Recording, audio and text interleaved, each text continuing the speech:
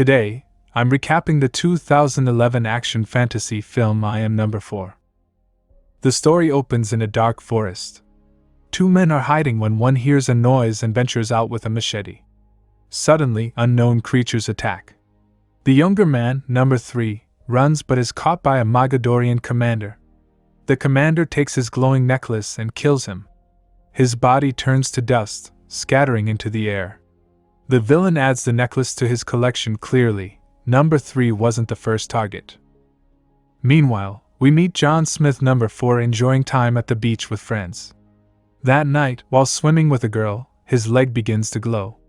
He screams in pain and sees a vision of number 3 warning him of danger. Bystanders film his outburst and mock him online. John wakes up on the beach, joined by a man named Henri.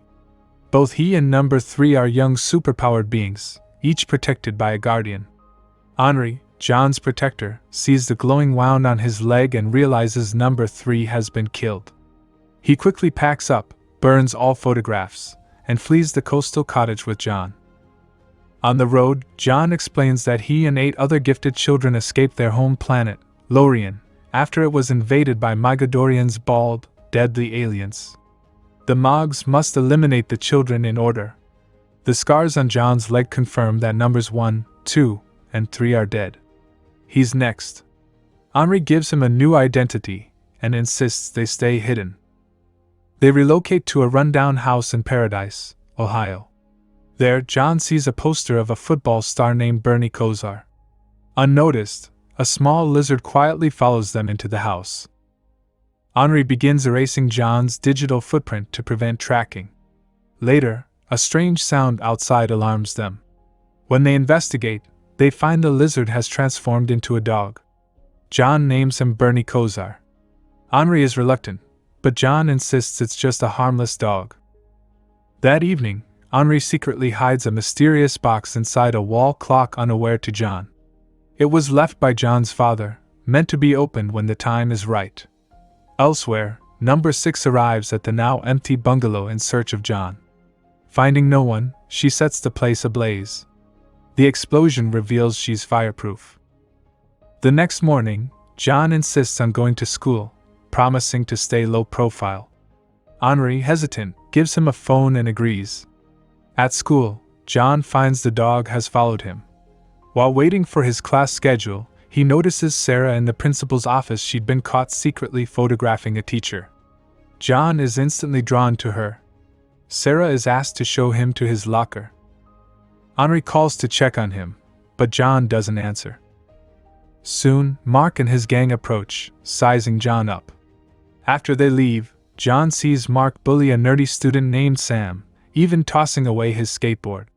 John retrieves it and earns Sam's friendship. After school, he sees Mark bullying Sam again. Angered, John hurls a ball at one of Mark's friends, knocking him down. Later, John realizes Sarah has taken an interest in him. She's been photographing him from afar.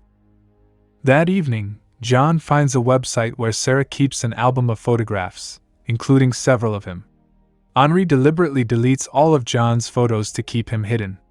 Meanwhile, the Mogs discover that number 4 is still alive after finding the burned bungalow. The next day, in class, John's palms start glowing with an intense beam of light looming. Henri notices the same light in his watch and rushes to the school. Panicked, John runs to the janitor's room and tries to stop the light. Henri arrives and reassures him, explaining that this means his powers are awakening. Back at the mansion, Henri tells John he'll grow stronger and faster, but he must learn to control his abilities. Henri insists he cannot return to school until he masters them. Curious, John shows the dog his powers and sneaks out through a window. He experiments, throwing a stone into the sky, watching it break through the ozone layer, and performing high, graceful jumps. Meanwhile, the Mog commander buys everything in the grocery store and feeds it to strange, massive beasts. Back to John, he unexpectedly runs into Sarah on the street and invites her for a walk. They spot Sam with his stepfather across the street.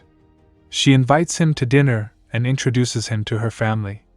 Her parents mention that Sarah loves photography and suggest they visit the town's night carnival. After dinner, they go to Sarah's room, where John discovers her scrapbook, revealing she doesn't like being photographed. Unfortunately, his dog suddenly appears outside, barking non-stop, forcing him to leave. As he walks away, the school bully watches jealously. The next day, Sam asks John about his glowing hands, but he refuses to explain. Sam warns him to avoid Sarah. Meanwhile, the pink paint mark set up earlier explodes from their lockers, ruining Sam's photo of his biological father. Enraged, Sam tackles Mark. John's palms glow again, but he controls himself and walks away. In the bathroom, Sam tells him his real father was obsessed with aliens and mysteriously vanished. Sam believes his father was abducted. John spots Sarah in the hallway but chooses to avoid her.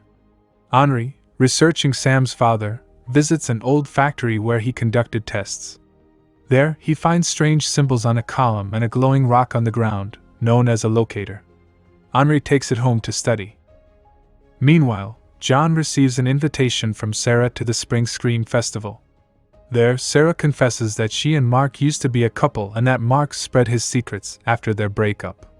They later take a creepy carriage ride through the woods. When they reach Hell's Gate, Mark and his friends attack, beating John while another friend kidnaps Sarah. Sam secretly watches as John is forced to use his powers. He eventually saves Sarah, nearly breaking Mark's arm. Afterward, John walks her home and kisses her. He realizes how much stronger he's become when he breaks a lamppost with his bare hands. Later, John visits Sam's house and reveals his true origins, confirming that his father was right. He warns Sam to keep it a secret, as it could put him in danger. Sam agrees. The next day, the sheriff Mark's father arrives at John's house and accuses him of attacking his son. John denies it, saying he wasn't paying attention. Henri feels proud of John, noting how he's getting better at controlling his abilities. Soon after, a video of John screaming in pain in the ocean goes viral.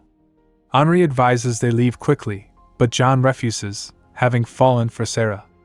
They argue briefly and scuffle. Henri is kidnapped, and John must rescue him.